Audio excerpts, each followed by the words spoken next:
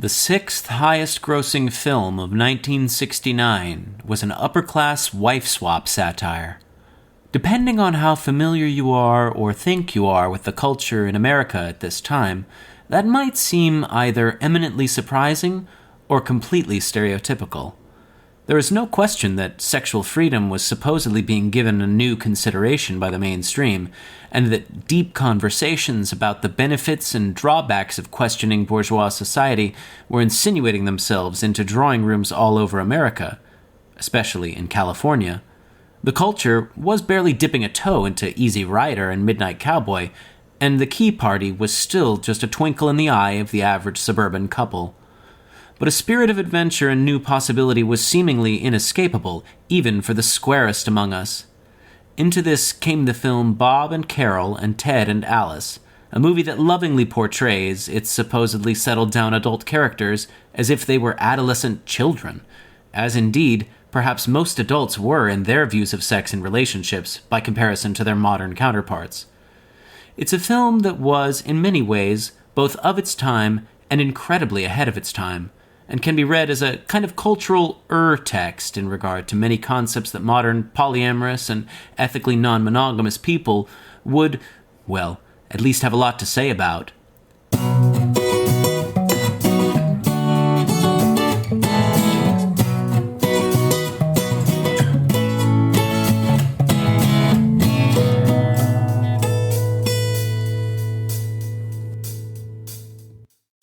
Welcome to Kale Your Idols, a new Hollywood podcast with your hosts, Sam Ludwig and Elena Gibson.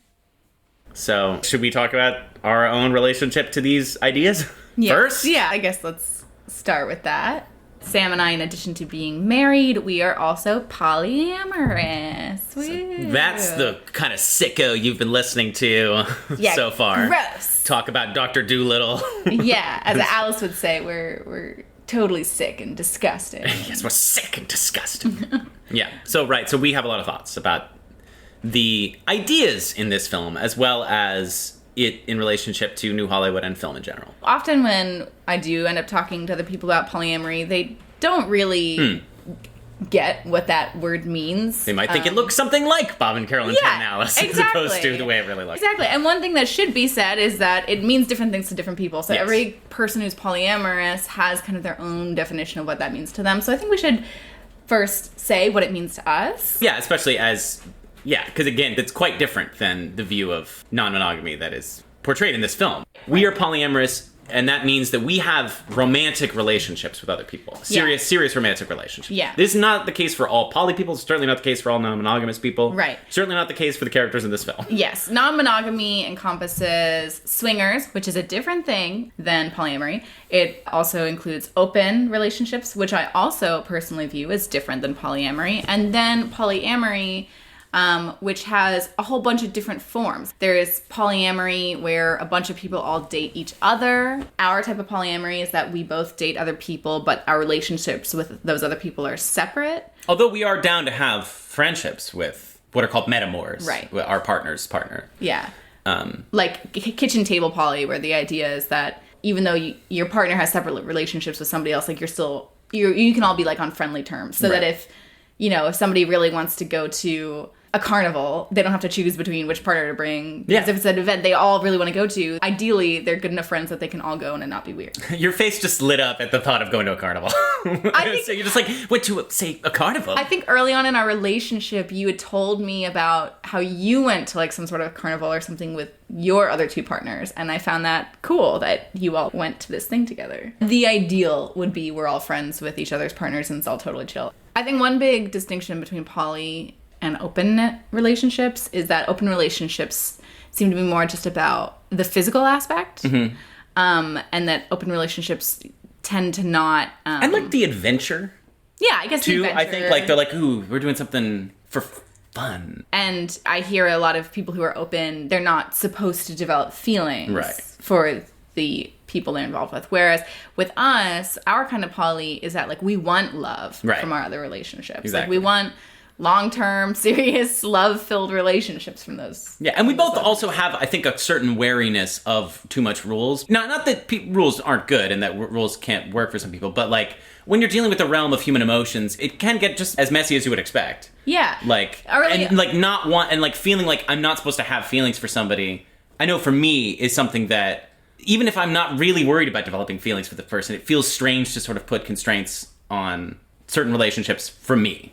Okay, so what is your relationship to polyamory, Sam? Oh, so I've been polyamorous longer than anybody I know. I've been polyamorous since about, since I was like 19, so that would have been around 2008. I've definitely observed a lot of changes in the way that it's viewed by mainstream society. When I started identifying that way, we were at probably like a low point of people being super comfortable with expressing that kind of sexuality. And then we have, in the last 10 years, gone through some peaks and valleys, I would say, of it being seen as an acceptable alternative, or maybe even a trendy thing that everybody seems like they're doing these days now, to a somewhat, to maybe back and forth a little bit. I've been polyamorous with people other than Elena. I've been polyamorous as a single person, and I come from a perspective that is very much like, this is my identity. I do view it as a philosophy rather than a inborn trait, but I don't know how deep you want to get into that. I think it's important to talk about. Yeah, we've been poly ever since we met. Like, yeah. we both were practicing polyamorous when we met. So yeah, you go on now. We didn't go from being monogamous together to being poly. We started our relationship as a poly one. If you're in a relationship that starts out monogamous and then becomes polyamorous, I actually think that seems to me like a harder thing to do. Absolutely. But I wanted to ask you, what was the thing that made you decide to try out polyamory or become polyamorous? So I do relate to, just to bring it back to the movie a lot, like I really do relate to that first scene with Bob and Carol where he's confessing his infidelity and he feels bad, but clearly not that bad. Right. And she is just kind of like, I know I should be bothered, but I'm not. Like, I know that I'm supposed to be bothered, but she just is clearly so much more, like, she feels so much more let in to his life than she feels like he is pushing her away through this knowledge. And like, she cherishes that openness. Exactly, right. But yeah, so like for me, I think it was just like being cheated on and realizing that it didn't really bother me was what began my path through all sorts of different places, by the way, on the non-monogamous spectrum. So my history with poly is that I'm pretty new to it. Sam and I have been married for what, 4.5 years? 4.5 years. So we've known each other for maybe about 5 years. And so I started trying out poly right when I met him. Mm-hmm. So I've only been poly for about 5 years. And I definitely didn't know what poly meant when I decided to try it out. I decided to try it out because there was somebody...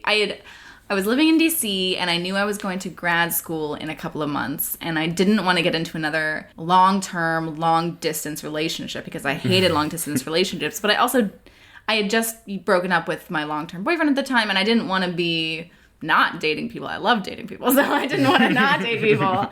And I knew this guy from, I go blues and fusion dancing, and I knew that, and it turns out blues and fusion dancing is just filled with non-monogamous people. So if you're ever like, how do I find these poly, open, non-monogamous people? Just go dancing. Yeah, anyway, so there was this guy there. Like swapping partners. Yeah, that's we're not swingers, just to be clear. We are not swingers. Right. It's a different thing.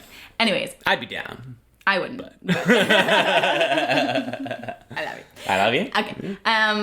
Yeah, so at this dance, there was somebody there who was, I think, definitely trying to recruit me into his poly situation.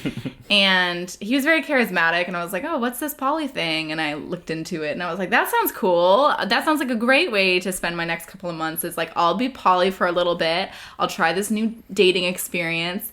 And then when I leave for grad school, I don't have to worry because I won't be, attached to anybody else.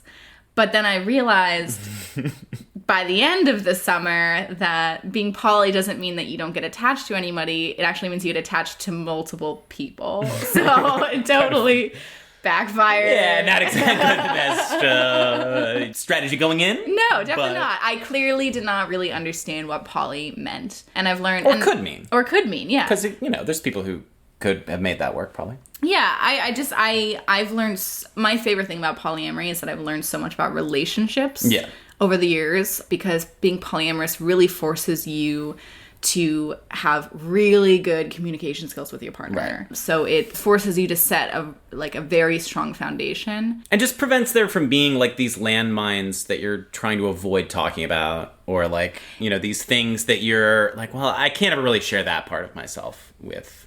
Right. Like in monogamous relationships, you feel like you can never be honest about having a crush on somebody else. And polyamory, for us at least, really strips that away. It's just like a non-issue. Yeah, and we can just really achieve a level of just complete honesty. Again, this works for us. It might not work for everybody. And it's not like we have no problems. Yeah. We're a pretty good couple. We don't have that many problems, but it's not like we have no issues. It just like it removes this one major issue, which I would say is probably easily the biggest factor in most relationships ending. Jealousy, and not losing like losing interest, or feeling like you're like not as interested in your partner, and like just wanting to explore. Exactly, like just because you're thinking we want to explore other things, right? Yeah, it's kind of annoying when poly people act like it's the greatest thing ever, that there's no negatives to it. It has its pros and cons, just like monogamy has its pros and cons.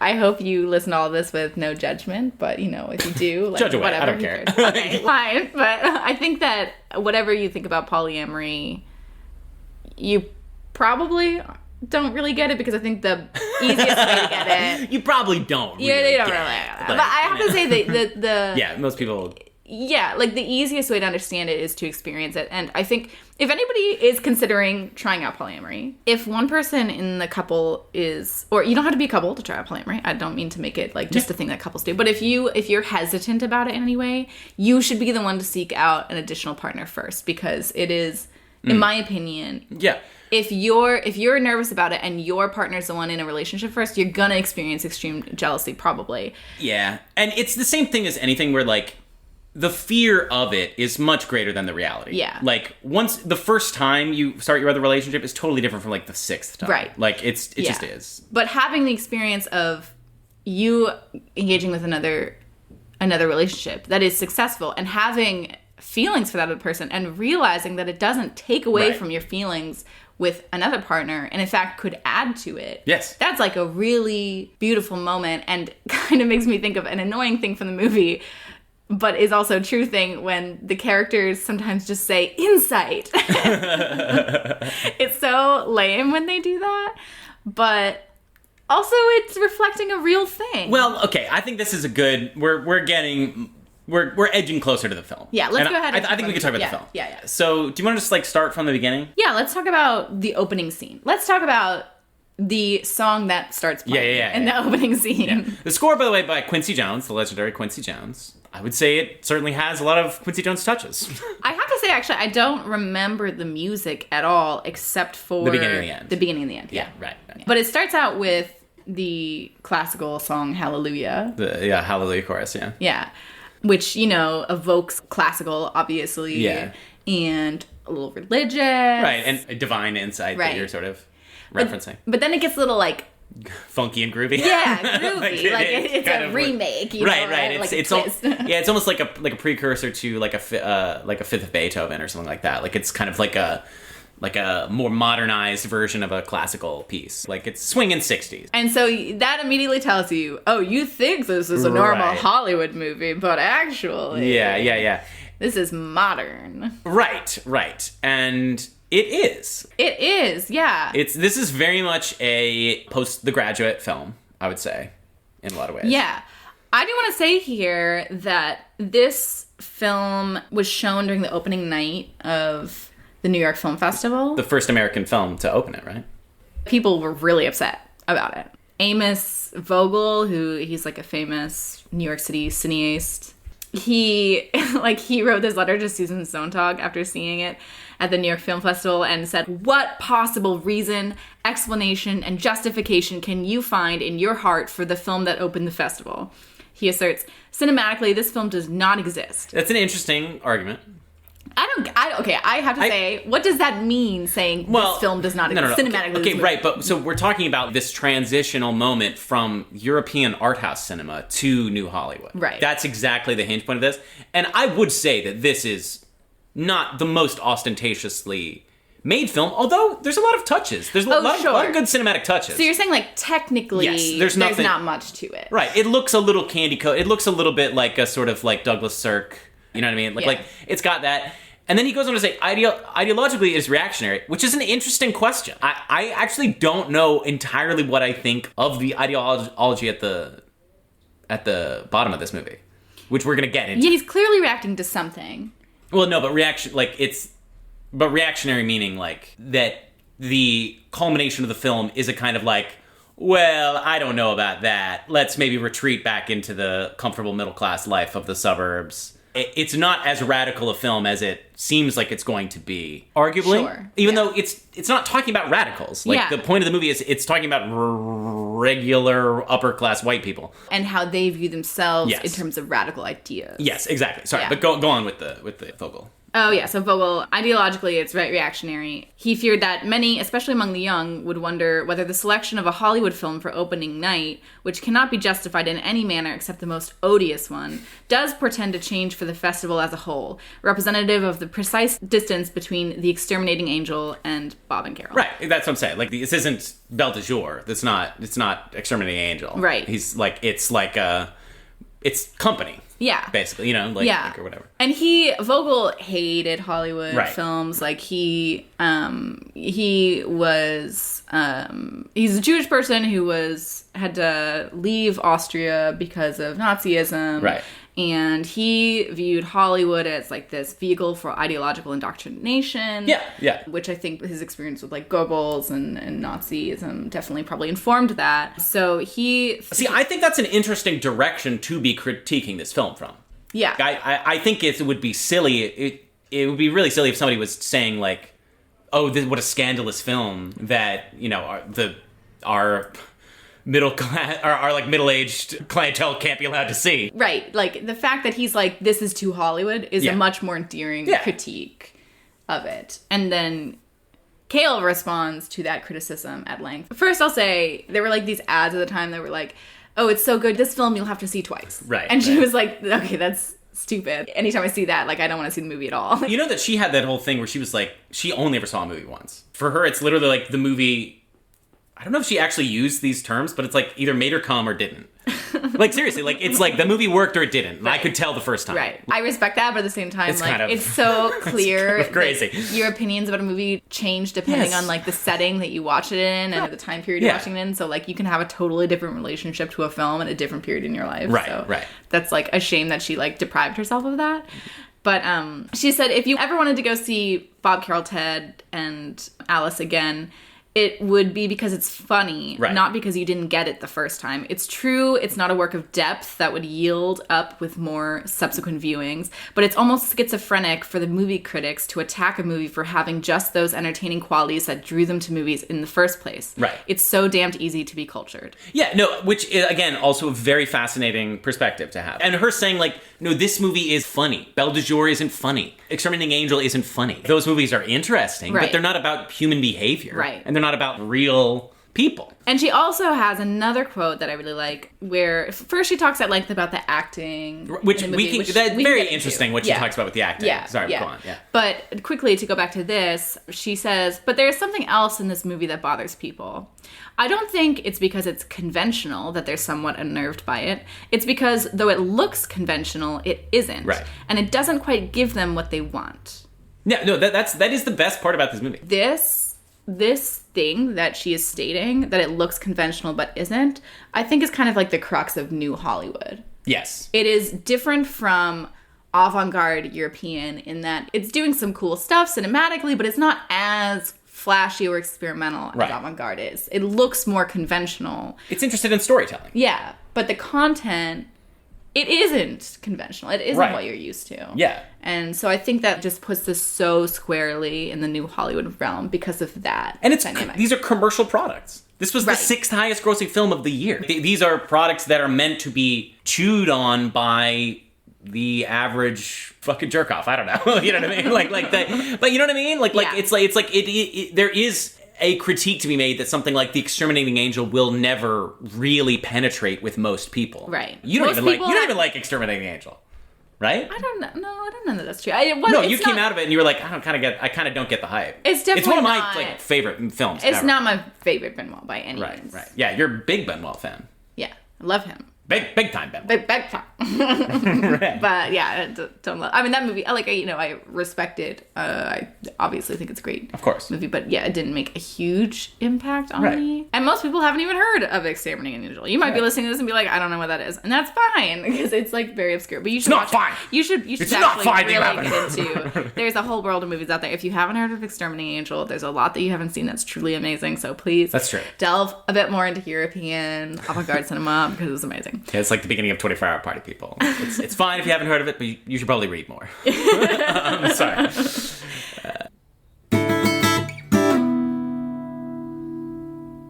Right, the opening. So we want to talk more about that. Right, so, yes. So we talked about the music. The music's playing while they drive to... Basically like an est workshop. Or like... An est? What is that? Is that an acting thing? Sam's an actor, so he knows acting things. No, it's not acting. Although it's connected to stuff. But no, like it's... I never remember the guy's name. I've seen online that a lot of people say this is blatantly referencing the Esalen Institute, which is in Big Sur, California, which is like this pretty like hippie meditation It's the last episode of institute. Mad Men. Right, yeah. It's literally like the last episode of Mad Men. Right. Like it's clearly extremely influenced by Bob and Carol and Ted and Alice, I would say. Yeah. Mad Men in general, but specifically the last episode. Yeah. It depicts these encounter groups, right? It's this kind of thing that was gaining... It's the human potential movement. There's various different forces coalescing into these group therapy and new agey kind of thing. Very new agey. Like if you still don't get what we're trying to get at with this, then let's just describe some of the scenes you see when the film opens. So as soon as the music takes on a more modern twist of the song Hallelujah, you see 3 naked women. Just sitting, sunbathing, but like also meditating. Maybe you would think they're doing yoga or something. Like, meditating, right? Yeah. And they're just naked. And there's other people naked, and then there are people who are like touching each other's faces, like, and being super into it. And then there's a group of people, I thought this one was the silliest, where they were like all putting their hands on top of one another and moving their hands around. Right. And it's comical. Yeah, because these are largely like older people, and they're looking like children. Like they're like giggling, and they're like, it's like they've never been given the opportunity to do something like this in their button down lives. And I have to say, I think at this point in the movie, Mazursky is mocking what they're doing. And I want to get into this. Yes, because this is true, because I don't get that feeling. It feels very respectful in a weird way to me. Like I assume like I come from the place of like, you know, this sort of like New York intellectual, you know, like Woody Allen inherently like looking down on Est and putting in jokes about that kind of thing and stuff like that. I assumed that it would be much more satirical and showing them being stupid, but it shows them going through these group therapy things. There's a lot of like very Jonathan Demme-esque shots of people looking right into the camera and like really emoting and like trying to show themselves to other people.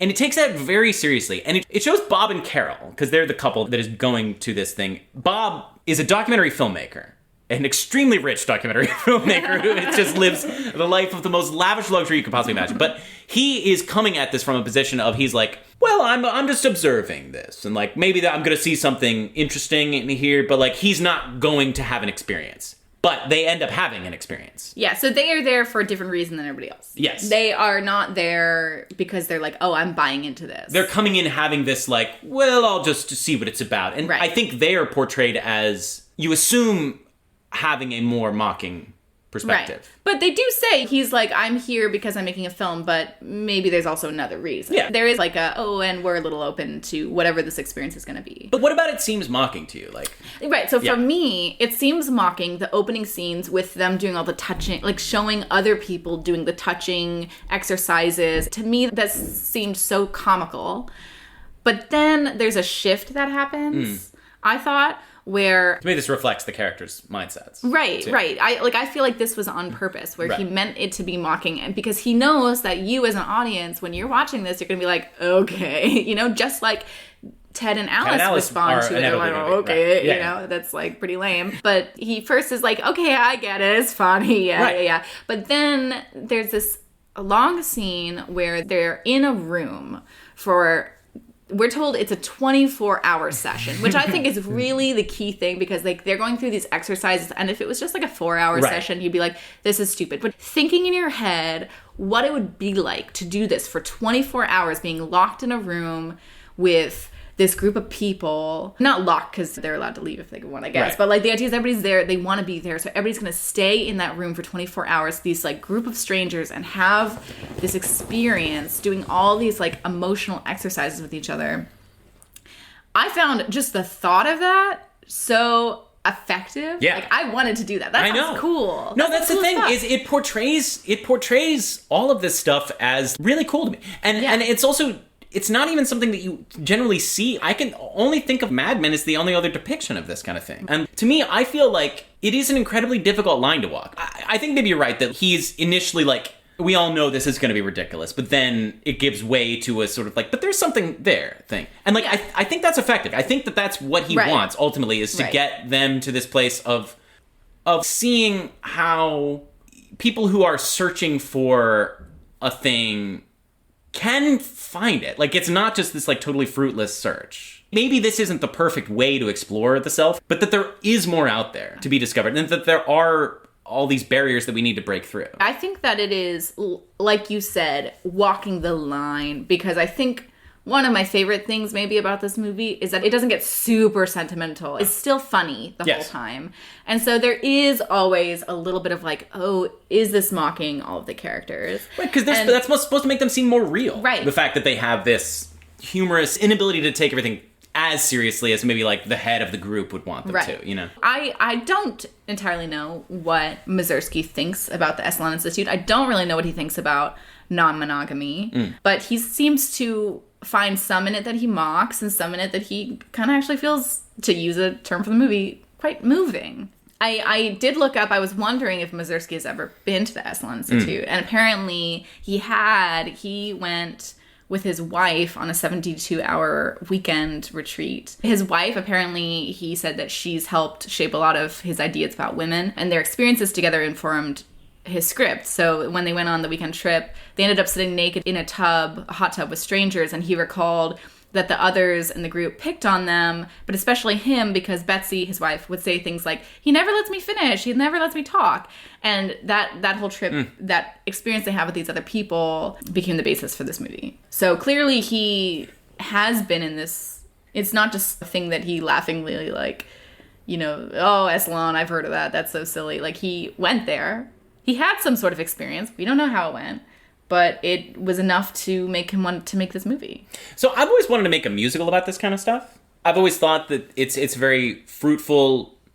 The characters are so open and so ready to tell you what they think. Yes. Right? That's what's so interesting specifically about the characters of Bob and Carol. These are characters that you don't see in movies. They have no subtext. They say exactly what is on their mind in every second of the film. Ted and Alice are meant to be the true audience surrogates, to some extent. Alice is my favorite character.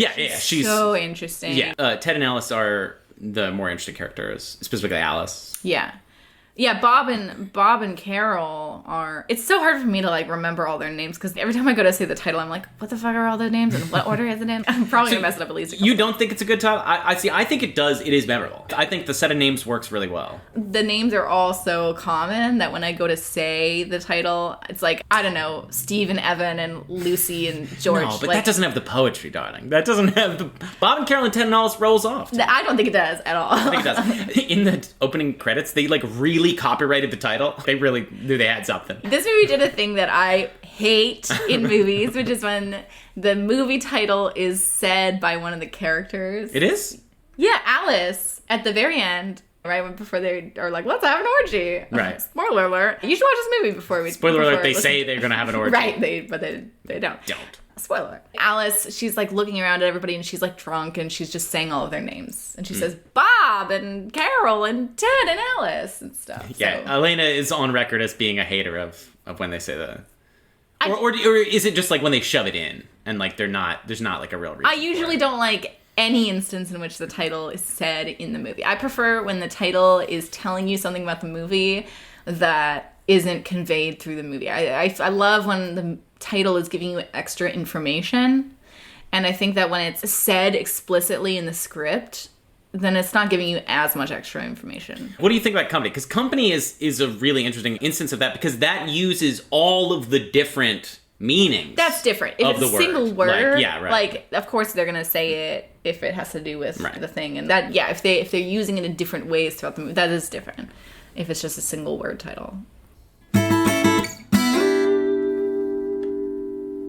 Okay, so they go to the Institute. They have an experience during this marathon of, like, sharing emotions with this group of strangers. And then they come out of it changed and just feeling very open. And this focus on not just expressing what you think, but actually, like, devaluing what you think and valuing what you feel. Yes, valuing what you feel. And also, like, the interesting thing is, so the immediate next scene after they have this experience, they want to share it with their best friends, Ted and Alice. Yeah. Right? And it's very much a My Dinner with Andre type scenario. Yes. Where they're, like, telling them about this, like, mystical experience, and Ted and Alice are clearly like, that sounds fascinating. And they're very, like, these people sound insane. I love this scene so much. Elliott Gould and Diane Cannon are just so amazing in the scene. Yeah. Like, the way that they look at each other. And at first you think in the audience, like, oh, we saw this thing that, you know, maybe Bob and Carol didn't see, where they're looking at each other like, okay, these guys are acting like idiots. But then Bob and Carol called them out on it. This is what I like about this, is it automatically is showing Bob and Carol as having this enlightenment, but at the same time, they're clearly really latching on to certain aspects of it and overdoing it. Yes. Like, they're very into all of the negative judgments. Right. Like, they're very obsessed with, like, no, tell me all of the negative things that you think about me right now and stuff. Yeah. Tell me how bad my hair looks. Tell me how bad my hair looks, right, all this stuff. And again, and clearly projecting their own things onto Ted and Alice. He's like, no, you think that I look like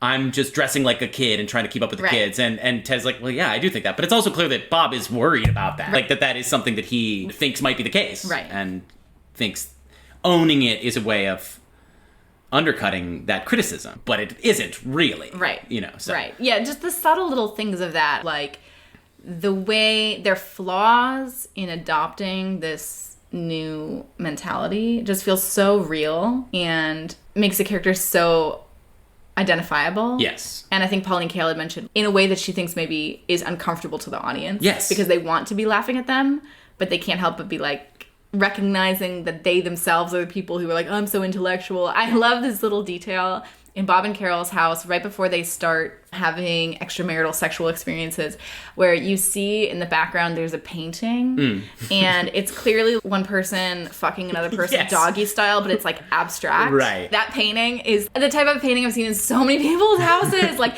parents of friends themselves, younger and older. It's just so cool and hip to have abstract sex art in your house, and it makes you seem very intellectual and cool. But I think including that is a criticism of that kind of thing. Well, it's also the interesting thing about this movie is they have this enlightening experience where they're realizing all these insights about the way that they interact with other people and themselves and their marriage and everything.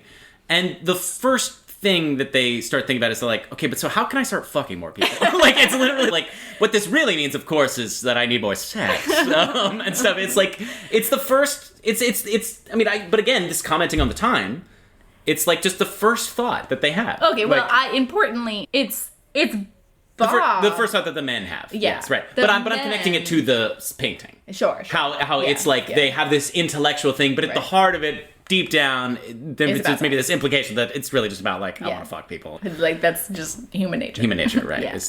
Yeah. But you're totally right that they take things too far. And I think that's perfectly exemplified by the waiter interaction. This movie is filled with subtle references to class. And the servants and the waiters and the way that they interact with them. Natalie Wood being so into speaking Spanish to her maid and stuff. Yeah. There's, like, a lot of stuff there that you could argue... I think it's probably laced in just the right amount. There's a certain amount of criticizing these upper class people for being able to explore their fantasies and whatever they make of their life, and that's a privilege that they have from this extremely opulent, effete set of concerns that they have, you know. But yeah, so go on and describe the waiter thing, because that's perfect. That's just so real. Exactly. It's so good. Yeah. No, you're right. Like, I brought it up for a different reason, but you're totally right that that exchange also definitely highlights the privilege that they have of their class of being able to explore this without having to worry about the financial repercussions. And even Bob is aware of this, even though Carol seemingly isn't at first. So basically what happens is the waiter, they're like talking to Ted and Alice about being super open about sharing your feelings and not having this fake interactions with other people. Right. And the waiter comes over and is like, I hope the dinner was up to your satisfaction. And Carol is like, but do you really think that? Right. So the waiter is like, I need to remain professional. Right. That's clearly what's going through on his face. Yeah, and like, just keeps being like, I just want to know if your dinner was okay. Right. And Carol... I'm not going to have a real interaction with you right now, lady. Right, yeah. It's not that he doesn't get No, what right. it's like he has a job to do. He doesn't care about your life. Right. Yeah. And he needs to make money right now. And it's annoying that she's trying to insist this on him. And she even goes so far as to follow the man into the kitchen. But that's after she's had another revelation. That's after, like, she realizes that she made him uncomfortable. So she follows him to the company. No, she keeps going. Exactly. Uncomfortable. I know. She clearly doesn't really take it on board. No, of course not. Yeah. Like, that's the thing. Like, she thinks that there is only one pathway through now. Like, she has really... So, can we talk about Natalie Wood for a second now? Yeah, let's talk about Natalie Wood. So do you think she's good in this movie? Right, because Pauline Kael thought she was bad. Like, Actually, that the acting was... It's not clear in the review. Pauline Kael thought that she couldn't handle the style of acting. Right. Okay, so let's first talk about Natalie Wood. Okay. And then we'll get into the style of acting, because that's very interesting stuff. And I would agree with you that the review is a little ambiguous, because maybe her character is supposed to be a little empty. I don't think that her character is that empty. I think this might be my favorite Natalie Wood performance. I think Natalie Wood is the type of woman that sometimes other women really don't like. No, I know. Like, I think... Right, go on with that. As a woman, please go on. No, I'm sorry. I know this is like an anti-feminist thing to say, but there's some women that really cool girl? get on my nerves. So do you think she would get on your nerves? No, I like Natalie Wood. Probably just because you have told me that you think I look like her, which is crazy because I don't. You totally do. Because she's really fucking gorgeous. But there definitely have been times where, like, you know, the really hot chick who's, like, super cool and whatever, it's like, okay, roll my eyes. But she's not the cool girl. At every step, she is totally focused on her own agency. She's not the cool girl in this movie. No. But maybe in real life. Like the actress. Maybe, I don't know. See, so Natalie Wood is an interesting figure, right? Like, Natalie Wood has been said to have sort of exemplified the changes in American womanhood in a lot of ways. She started off as this child actress, most famously in Miracle on 34th Street. Then her big breakout teenage role is Rebel Without a Cause, right? And she describes that as being the first time that she herself rebelled against the taste of her parents and chose the project herself. And she got an Academy Award nomination for it. And her character is all about, like, her dad's freaked out by how sexualized she is all of a sudden. And then she goes on and she makes Splendor in the Grass, which is a great movie that has one foot in new morality, maybe not new Hollywood because it's a Kazan film, but she's playing opposite Warren Beatty. And it's the story of couples wanting to explore sexuality more and, like, how each gender kind of is left out to dry or dealt with that and stuff. Then she is the lead in the adaptation of Helen Gurley Brown's Sex and the Single Girl.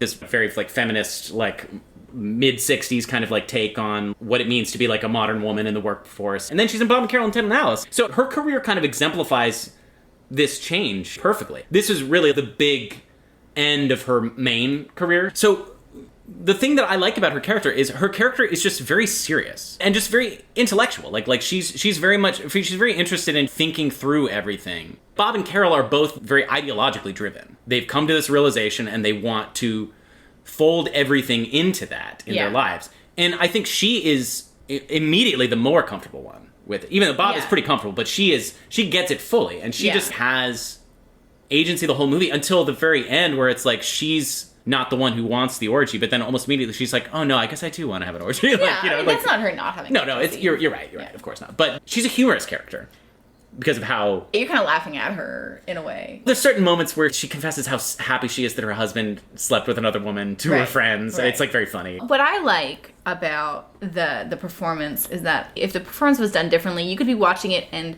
thinking, I think these characters are lying to themselves. Right. To me, that does not seem like to be what's going on. As the audience, you are not thinking to yourself like, oh, I think they're just lying to themselves. I think that for me, watching it as a poly person, I'm like, okay, they haven't really quite figured out what they're going for. Like, they're so ideologically driven, and if given more time, I think they would reach a better point. See, that's the thing, is it depicts the reality of jealousy or like just feelings of trying to figure things out very well, even with characters who are open to it, but they're very human. She gets turned on by the idea of him still thinking she's the greatest. Right, after having this affair. No.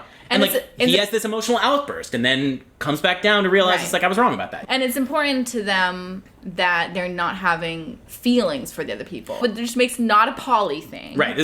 That's very different. It's an open thing. Yes. And then later turns into a swinger thing. Yes. And so it's not a poly movie. Yes. A quick question, I guess, now. It's not a poly movie as far as, like, their ideology, but a lot of the stuff that they do, like, a lot of the way that they talk about stuff is very reminiscent of the kind of real conversations that people, I think, poly people have. Yeah. I was going to say, what I think one of the questions at the end is, do Bob and Carol continue to sleep with other people? Exactly. And I'm not sure what the movie says about that, but I get the sense that if the Ted and Alice encounter at the very end hadn't happened, they definitely would continue, and that they would continue learning more about this ideology they're going towards and how to achieve that in their relationships with one another. And I get the sense that they would continue having insights and changing and growing together. Let's talk about Kale's talking about the acting styles. Yeah, okay, you should talk about this, because honestly I was reading it and I'm like, I barely this know what sounds she's interesting, but like I have no idea what's going on. Well, no, I sort of think I know what she's talking about. Okay. So she's talking about, I think she's really focusing on like the post Nichols and May, post The Graduate, kind of like... She calls it review theater. Theater acting, which is this, Nichols and May, this very... it's like all based on like characters and behavior. You could just imagine like Elliott Gould's, or like them having improvised this thing where Elliott Gould's doing the running in place. Oh, in the bedroom. And like it just gives this extra bit of like comedic business. Yeah. Where like he's like running in place and he's got to finish his steps, but she's like, stop doing that, like you're upsetting me.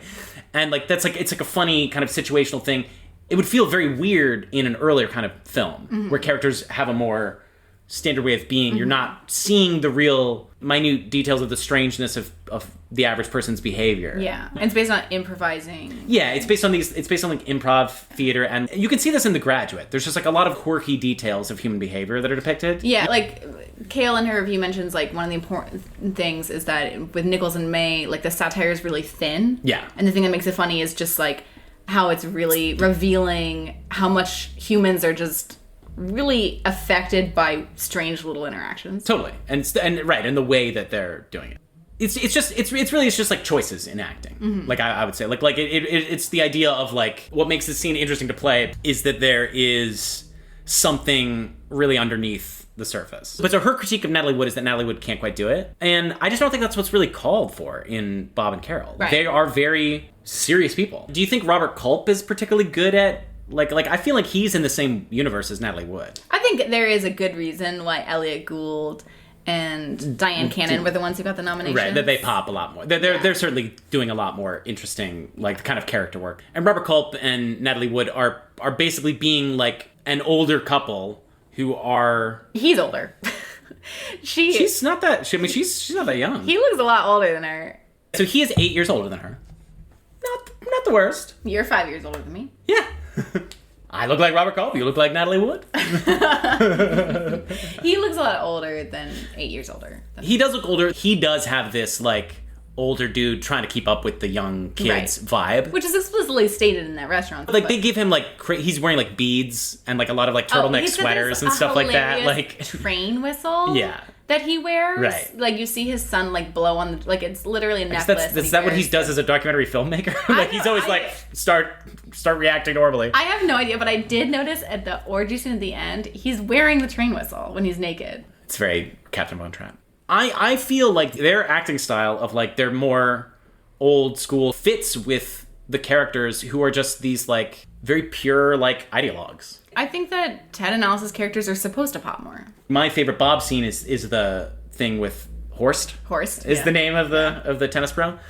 He freaked out. He's stuck. He has one foot in this old mentality. Yeah. But then they talk about it for a second, and he's just like, "No, you're right." He's like, insight. He has this realization, and I have had that exact same thing happen. It goes a little bit hard on this, but it's like depicts like what a more like powerful position that is to want to relate to the guy. And the guy is laying it on so thick. He's like, you're such a beautiful couple. He's like, and I'm trying, man. I'm trying. Like, it's so good. Right, yeah. And it's not powerful in terms of like, oh, now he's got power over Horst. It's like powerful in terms of you can achieve so much more as a couple. But also powerful for himself. He is so, for a second, at the whim of his emotions and jealousies. But then eventually he's just like, no, like, I'm just a regular person, just like you. I'm just trying to figure it out, you know? Like, and it's not like he's denying his emotions. He's just recognizing where they're coming from. Exactly, right. These are scenes you don't see in a movie because they're not that dramatic in a way. It's like, so nice that, it's that Carol and Bob are shown as, like, they're really doing this. Yes, right. And they're doing a good job of it. So it's refreshing to see a moment of not doing a good job of it. Exactly. It's great to see a moment of not doing a good job and then how you can work through it. It's really good depiction of, like, processing, as polyamorous people would call it. I think probably the most unrealistic part of that scene is that the processing, the realization happens so quickly. Like, usually that would be a conversation that lasts, like, 5 hours long. Yes, right. Yeah, no, totally. But at the same time, I don't know, like, I feel like I have had, like, an outburst and then been like, what the fuck was that? Like, oh my god, like, where did that come from? And again, like, they're not doing it perfectly. They're using all these terms. Like, they use the term affair a lot. Yeah. Which is interesting. It just goes to show, like, again, the way that, you know, when Elena was talking about it at the beginning, like, you might be judging us or something like that, like, there really is just, like, a lack of understanding that there is such a thing as not cheating by sleeping with another partner. Right. Like, they don't have these terms. Right. They still call it cheating. Right. But they're, like, okay with it. Right. Like, they don't have the word for... Yeah. They don't have metamor, they don't have processing, they don't know, you know. Polyamory, it's not about cheating. It's a different thing. It absolutely is. You're not betraying your partner. Right. And that's like a key thing. It doesn't feel the same at all. There are things about cheating that can be thrilling to some people, you know, and that's not at all at play in polyamory. I don't love the ending. Yeah, let's talk about the ending. All right. So they have let's just say they're having affairs with other people and they keep trying to like share with Ted and Alice this experience. Yes. It never really seems like at this point they're trying to like convert do a swinger thing. Right. No, yes, it does not. Yeah. That is not their idea. Right. That is Alice's idea. Right. And Ted and Alice are each tempted in their own way. Alice initially is revolted or seems revolted by their infidelity, especially because it initially is presented as Bob is sleeping with somebody else. And she's just very angry about that. Solidarity with her female friend. Yeah. Ted is, like, looking at them as crazy, but at the same time is very tempted initially. There's this scene that's actually really uncomfortable. It's pretty horrible. Yeah, I don't really love it. Where... It's totally very strange. Yeah, where they talk about afterwards, you know, Carol revealing that Bob had an affair, and...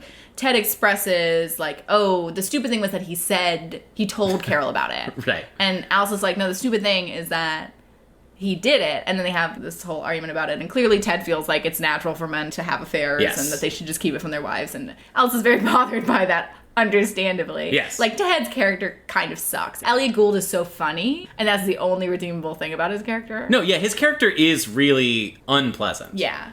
Especially because of this scene, because then he's so turned on. Right. Clearly by Natalie Wood. Like, clearly by Carol. Like, probably. He thinks she's so hot. Like, he's I do love that part in the end where he's like, I could never sleep with Carol. And everyone's like, come on. Yeah. You like, can sleep with Natalie Wood. Like, come on. But he's turned on and wants to have sex, and Alice does not. And he won't take no for an answer. And she even says, do you really want me to do a thing I don't want to do? Right. He's like, no, I don't. But then he keeps pushing it. He keeps pushing it, though. Exactly, right. And the movie is trying to have a weird kind of balancing thing where, like, he's like, okay, fine, well, I'll go for a walk. And she's like, no, don't leave. And so it's supposed to be, they're both being irrational, kind of. Like, it's... But his thing is so much worse. Clearly worse. Yeah. Especially because he's high right now, and Alice is probably worried about what stupid thing is he going to get up to when he's, like, out walking. Oh, yeah. It was a legitimate thing to be like, no, don't go out walking right now. Like, who knows what's going to happen. I felt like that was just kind of like they were trying to even it out. But I could see what you're saying. I think that scene does not really hold up in a lot of ways. Yeah, because it makes Ted a little irredeemable. Ted's pretty irredeemable. And it's also like they're the regular married couple. So it's kind of depicting this as like, you know, much like all of you in the audience clearly probably deal with every night. This is like your reality. And I don't love that. They are meant to be depicted as dysfunctional by comparison to Bob and Carol. Yeah, like Bob and Carol, even though they're coming to these decisions that everybody's like, this is crazy, they seem to love each other. They seem to really love each other. And also it takes pains to depict them as good parents. like modern loving parents who are very invested in their children's emotions in a way that's meant to be a very new thing. Yeah, and you don't even see Ted and Alice's kid. No.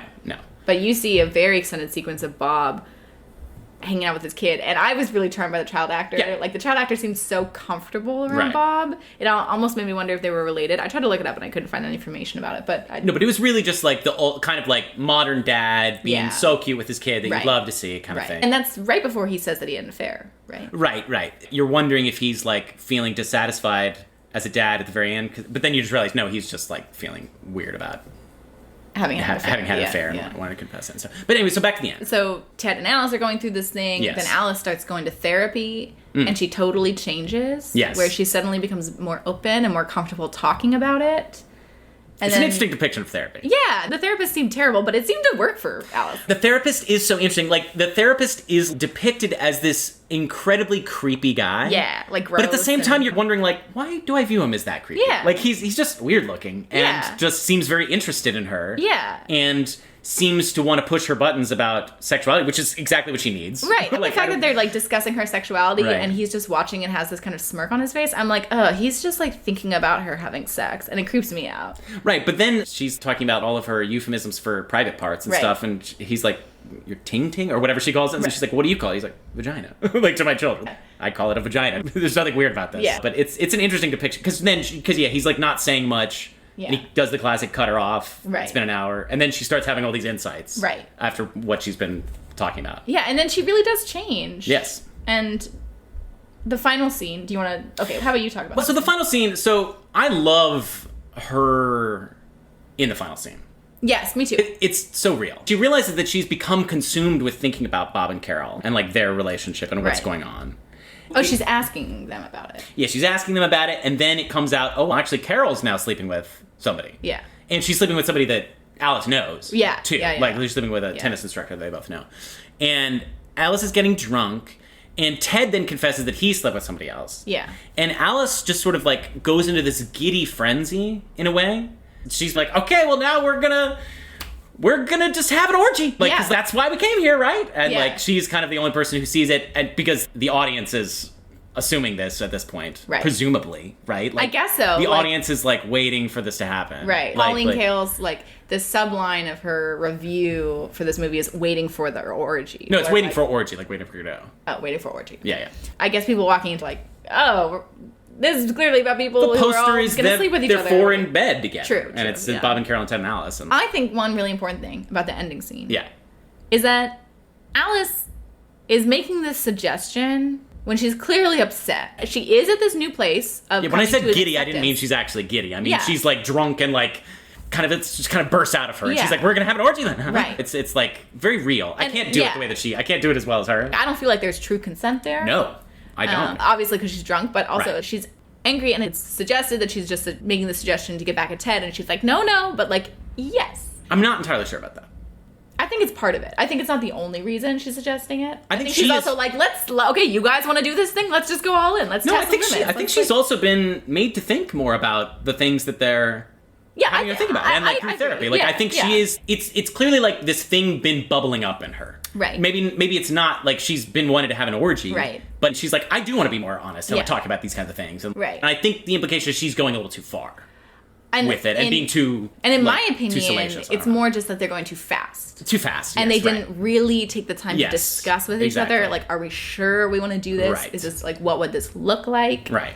And so to me, that's, like, why it didn't work, which I want to get into a whole discussion about, like, why it didn't work. Right. But let's just go through what happened. She's like, let's have this orgy. And taking off her clothes. And she starts taking off her clothes, and she eventually convinces them by doing a very effective technique of, like, oh, Bob, don't you think I'm attractive? Don't you want to sleep with me? And Ted, don't you think that Carol's attractive? Don't you want to sleep with her? So, like, basically, like, you know, they can't deny it. Yeah, they don't want to hurt each other's feelings. And then there is a weird.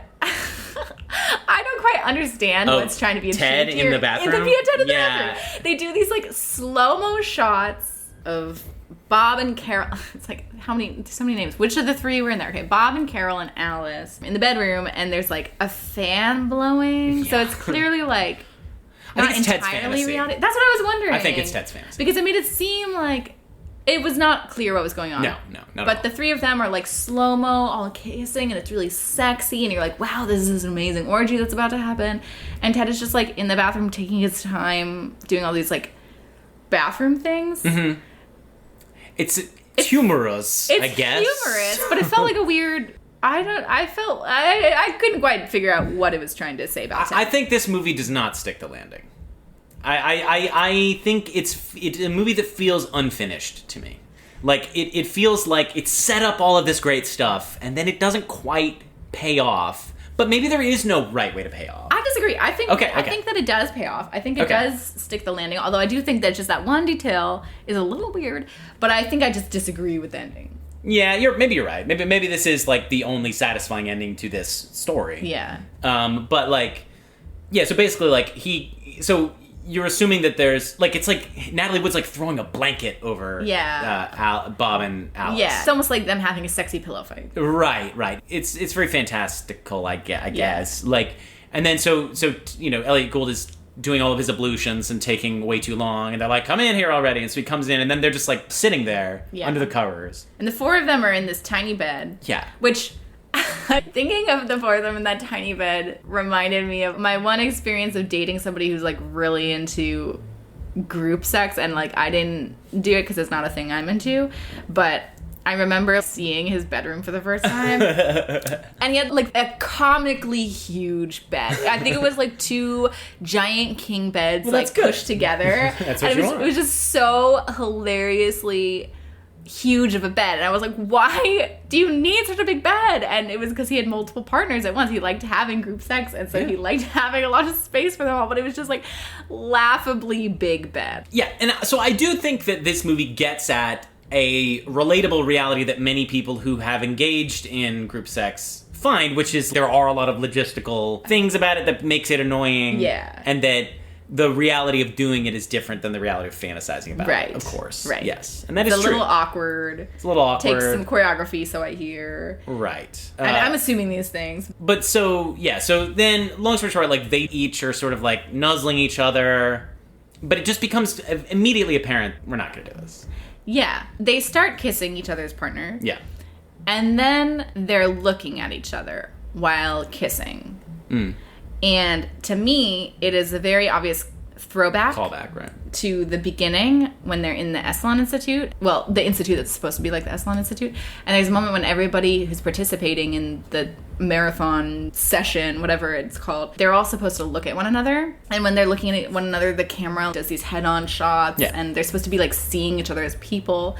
And the editing of them looking at each other in bed was similar to the editing of them looking at each other. Sure. So it was like seeing each other as people while having this experience. Right. So there's this argument, right, that the reason it doesn't work with them at the end is that they are, throughout the whole movie, very explicitly exploring non-love relationships. They are exploring sexual relationships. And that these are people they actually do love. And that they actually are extremely close to, and that would mean something else. And they don't want to ruin that. And they don't want to ruin it. Or also maybe the movie is saying, much like I was sort of alluding to, that, like, the whole sexual aspect of their revolutionary thinking was a red herring. And what they needed all along was to just relate better to other people. Yeah, which I definitely think is the valid. message. I think it's a message, and I just think it's true. It's a valid message, yeah. Yes. Because then that's not where this... It doesn't end with them in bed just, like, not having an orgy. Right. It ends with them going to a Tony Bennett concert. Which you've read as many people have interpreted a lot of thematic.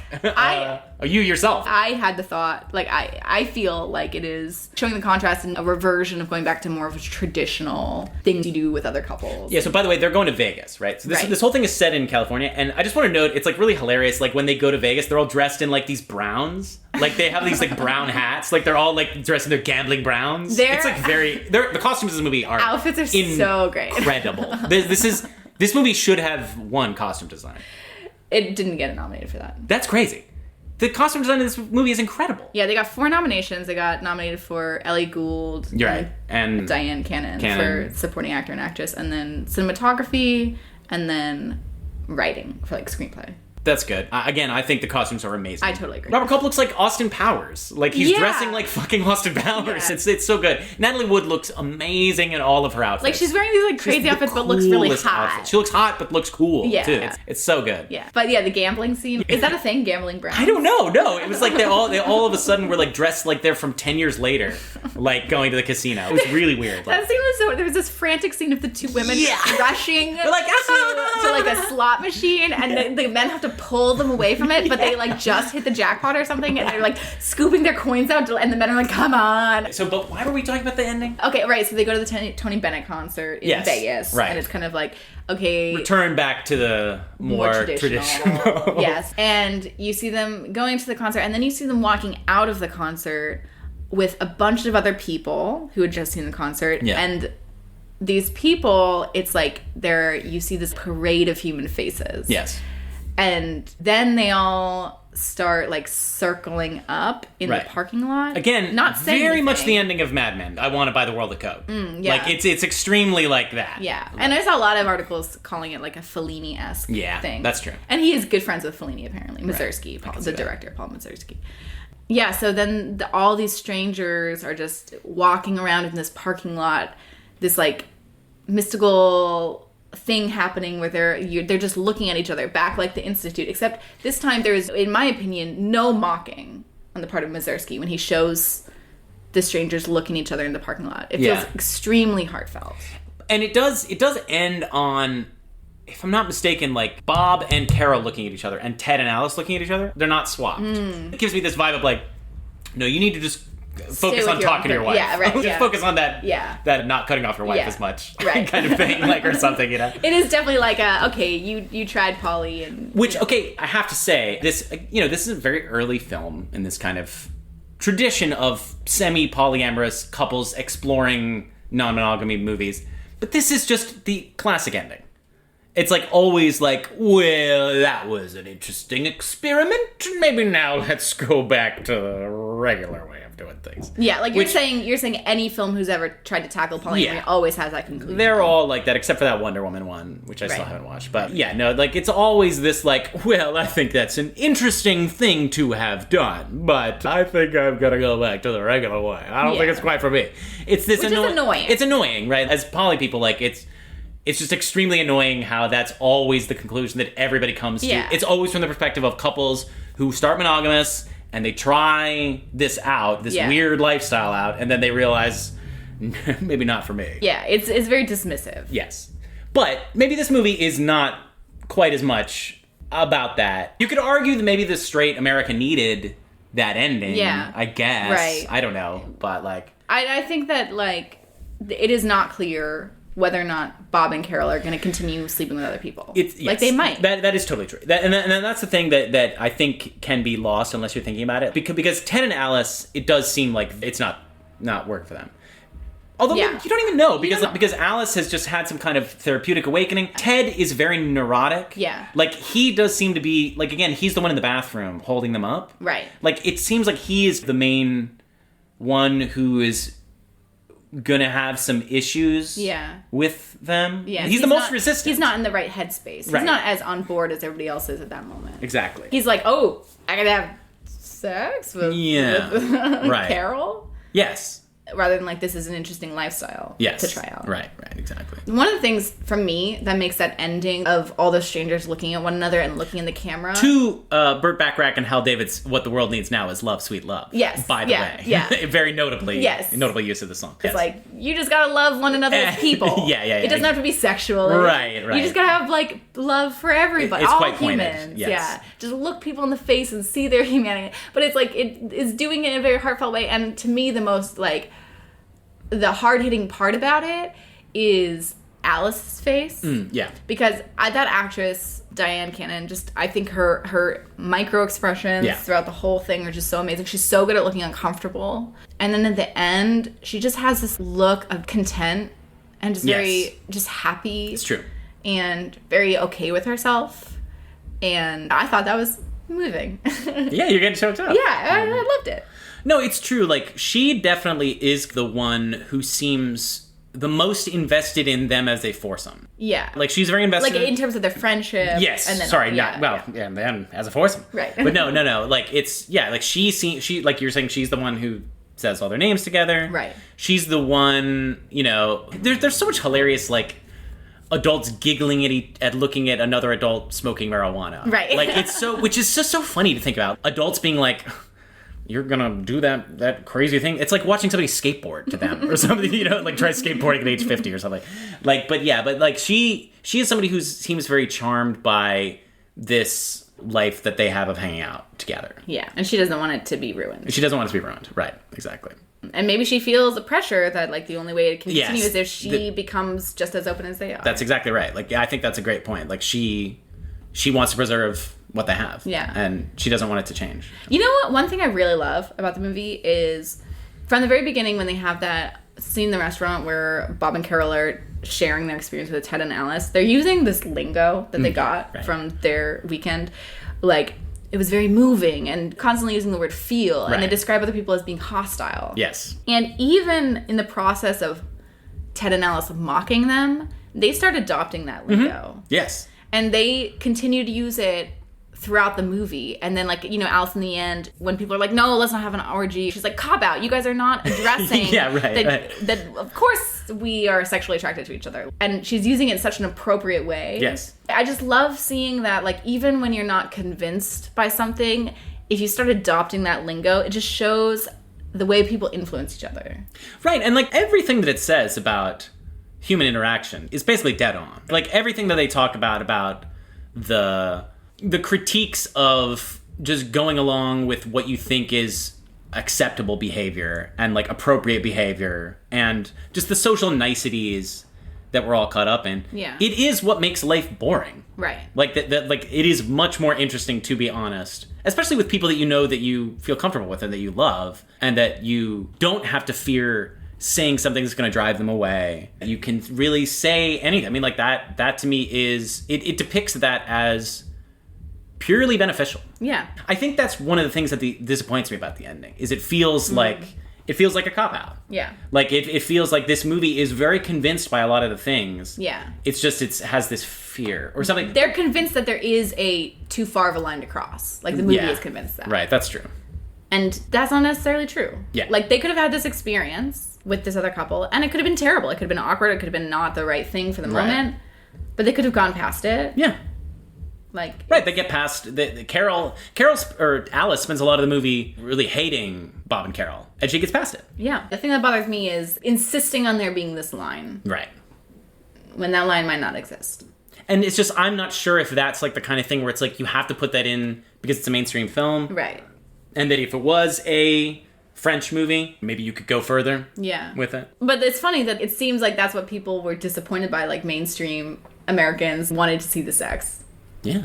And they didn't get to see it. I'm disappointed by it. And the critics were like, oh, it's too commercial. Look, on the one hand, it is also kind of more interesting that you don't get the orgy. It's like The Iceman Cometh or something like that, like where you're just, like, waiting for the thing to happen and then it like waiting for Godot, right? Again, yeah. I get that is an interesting artistic choice when you've set up this inevitable thing and then you somehow get out of it. Because the movie just kind of stopped. Like, they stopped talking. They don't say anything else in the movie. It's like literally like they're about to have this orgy. Right. They show this awkward moment and then they kind of just, like, get dressed back up, go to Tony Bennett, the music kicks in and they look at each other. But the music says all you need is love and they look at each other's Fair heads. enough. Like, that's true. You just gotta, like, regardless of what you're doing, you just gotta be looking at each other as real humans and approaching it with love towards humanity. The movie is giving you its opinion on at least something. See, I wish they could have had the orgy, but then had the same kind of, like, oh, well, that was kind of not quite what we wanted. Right, like exactly. sort of attitude.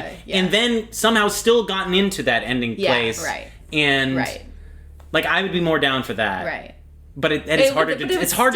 That would still have the same, like, oh, you know what? Yeah, I know. And it would still, and it would seem perhaps even more damning of polyamory. Yeah. So maybe this is better that they actually don't go that far, but still feel, because they come out still feeling energized. Right. I think that's one thing is, like, you don't know where the characters are at the very end. And that's cool. And that is cool. That is cool.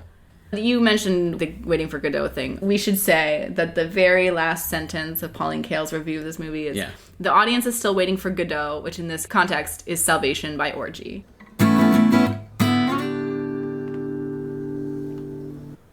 How do you think they would have... Like, what went wrong? What do you think? I already said what I thought went wrong. What went wrong with the orgy? Yeah, like... yeah, I think that's interesting. No, I already shared what I think, where I think it just happened too quickly. They didn't really make a decision. It was, like, too much of, like, a spur-of-the-moment thing, and they should have talked about it more, spent a couple days thinking on it, decided if it was really for them. I do love Natalie Wood. She's pumping the brakes initially and stuff like that, and then she's just so, like, willing to take something that somebody says and think about it and stuff. I think it's because, like, Alice saying cop-out. Right, cop-out. She's like, you know what? You're right. No, but then what I love when she's like, no, Bob, I'm beginning to feel something. I'm beginning to feel excited. It's just very like, I have to say, this is sexually turning me on. I think I said why I think it's a charitable version for why it doesn't work, because they are very much in this place of needing to separate their view of romantic relationships versus a purely sort of physical thing, and that having their close friends is blurring the line a little too much, maybe. Like that is a little too close to, like, hooking up with somebody that you love and maybe have a real But so you think connection what they needed in that moment is to just keep it purely physical? No, I think that it has something to do with the emotional depth of their connection with their would-be other swinging partners at the end. I think that's what goes wrong for that orgy.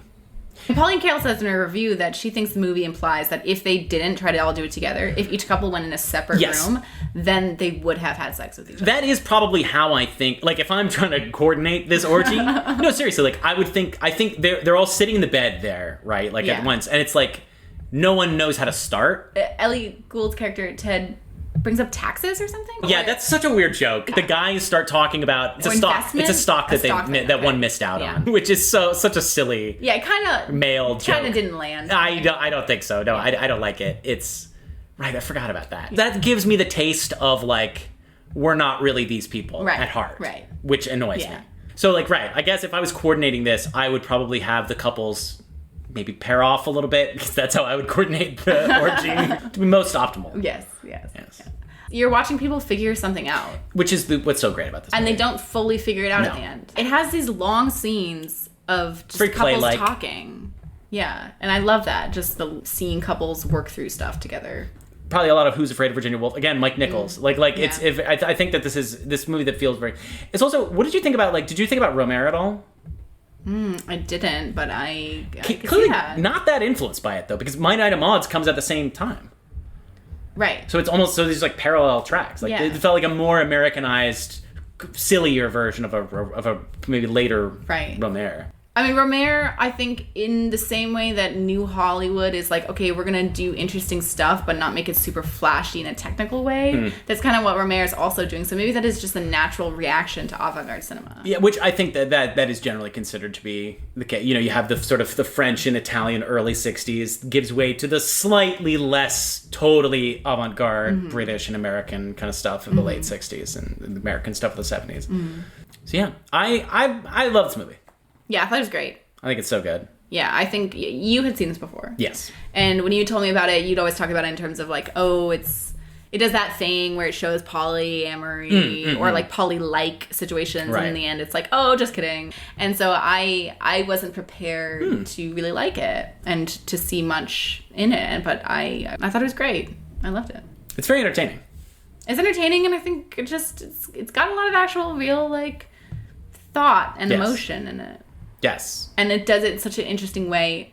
I still don't know if you agree with me, but I love the way it seems like it's half mocking it, but also half taking it very seriously. I think that it's inevitable with this kind of depiction of this stuff to wonder whether it's mocking it, for sure. It does feel definitely mocking of Bob and Carol sometimes.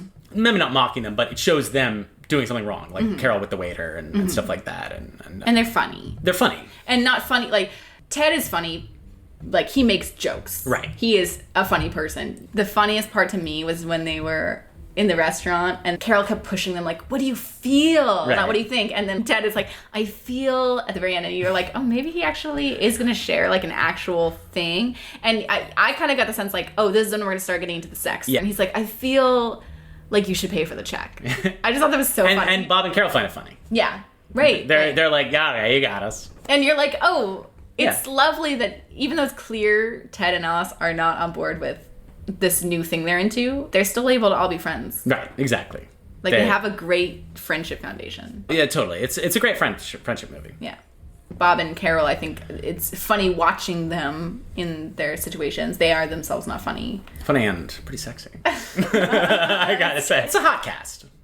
Yes. It's an attractive cast. It is. Yeah. Yes. That's, I think, also part of the reason you want to see the orgy happen. Wow, see, they're all together. They're all hot. Yeah, right. And it does make, because they're all hot, it does make sense at the end why they would be like, well, we should probably have an orgy. Yeah, like, look at us. Yeah. Right. Like, if one of them was ugly, right, that would be, that'd be annoying. Yeah. Like, ugh, I'm being forced to, partner swap, but, like, I'm not into this one. I got the ugly one. Anyways, I thought it was great. I thought it was great. It definitely holds up on our rewatch. Yeah, it's a movie that I think most people should watch. Yeah. It's like definitely a new Hollywood movie, like, Yeah. for sure. Even though it is pretty straightforward. Pretty straightforward, but again, I really see the Mike Nichols and Elaine May obviously too, but Nichols as a director influence. But yeah, this is very much falling into that countercultural early new Hollywood phase, where we're discussing the changes in morality and the culture. Yeah, we should say what year it was made. It was made in 1969. Nice. Yeah, right. Exactly. No, I know. Like, which it's Easy Rider and Midnight Cowboy's about to win Best Picture. Very zeitgeisty. Which Mazursky, who's a director that we may talk about more at some point. This is the only Mazursky film I've seen. I know about his other work. He is often tagged with a catching the zeitgeist. That he's very good at, like, sort of depicting what's gone on right then. So I look forward to more of that. Yeah. Okay. Bob and Carol and Ted and Alice and Elena and Sam. All right, that's our show. Please remember to rate, review, and subscribe. Check us out on social media. Thank you to The Illuminator for our artwork. And remember, guys, we're a new podcast, so if you could leave a comment or just a like, that would really help us out. Thank you. Bye.